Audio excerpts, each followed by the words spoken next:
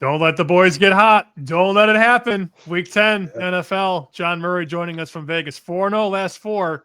2 that we can claim, 2 that we can't. I want to start, though, with Kansas City. They're 5-4, but they're favored to win the Super Bowl. Explain it to the masses. Well, what does that tell you? I think that should tell you one thing right off the top. There is no obvious favorite out there, right? There's no team that we think is clearly above the rest of the league. I think a big part of it is Kansas City's schedule. The second half of the season is a lot easier than the first half of the season. But to me, the biggest part is who will be favored in January and in February, and who would you expect to win those games? Kansas City.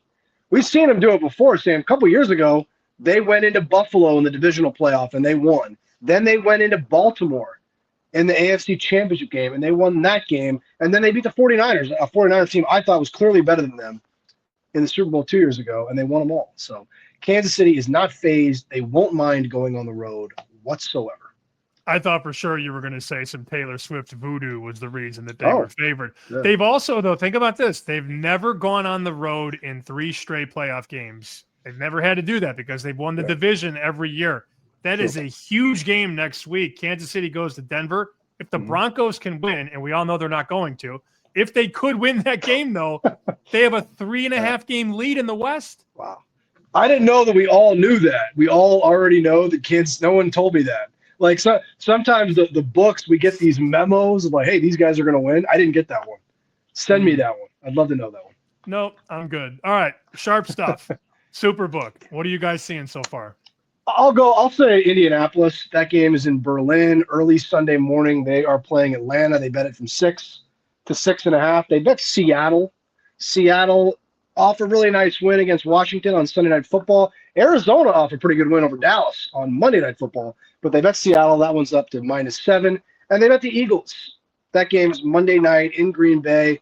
That could be the best Monday night game of the year, I think. And Philadelphia, seeing that number come down at Green Bay Monday night.